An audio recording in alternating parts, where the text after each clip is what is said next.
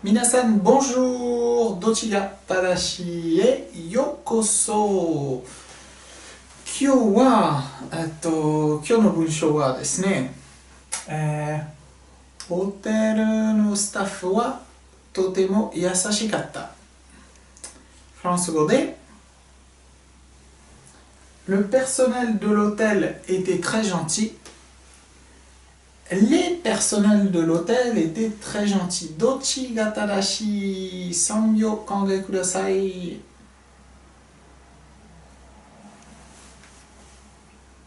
そうですね。これだけ違いますね、実は。はい。じゃあ、単数が複数という話ですね。正しいなのは、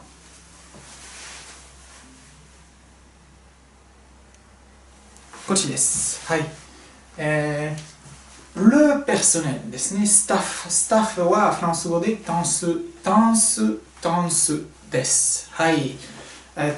まず、いつも日本人の間違い、を、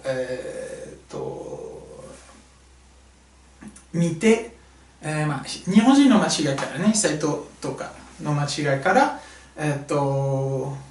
取って、そして紹介するんですけど、いつもなんで間違ったかなと考えてるんですね。そして、なんで、この間はレペルソネルと、書かれましたね。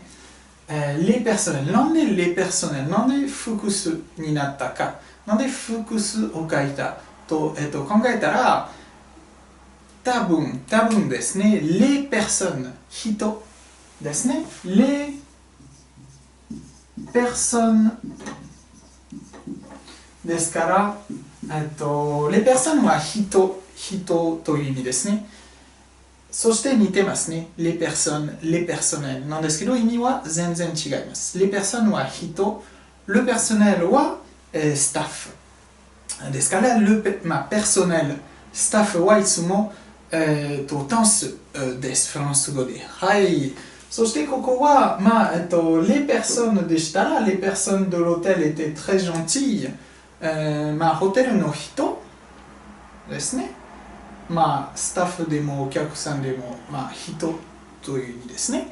複数ですので、ここは動詞、ちなみにこれ半角なんですけど、動詞を活用し、形容詞も、活用します。はい。これですね。S と、ここは、違います。これは、彼じゃないんですけど、彼という同じ活用ですね。彼、彼女。これは彼女たちという、同じ活用です。はい。じゃあ、ちょっと発音間違えないように、発音、集中しましょう。le personnel、スタッフですね。dans ces tenses。mais ici. Le personnel de l'hôtel、これはでじゃないですね。気をつけて、フランス語ではde、de のdeと同じ発音。Le personnel de l'hôtel était très gentil。très gentil。ね、これはtrès、とても gentil、優しい。優しい。はい、もう一回、いきます。Le personnel de l'hôtel était très gentil。ね。本節数えましょう。Le personnel de l'hôtel était très gentil。12ですね。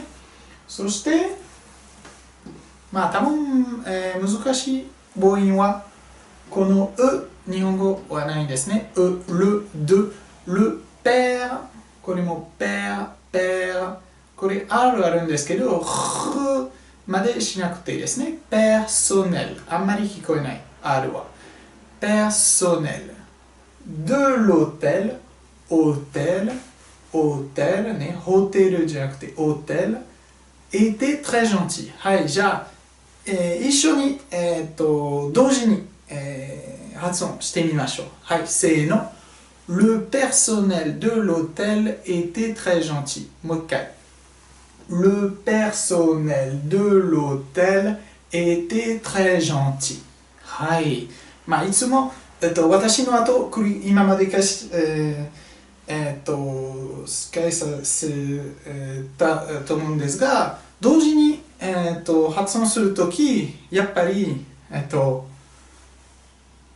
のが、まあ、もっと働いてますね。もっとコネクションがあります。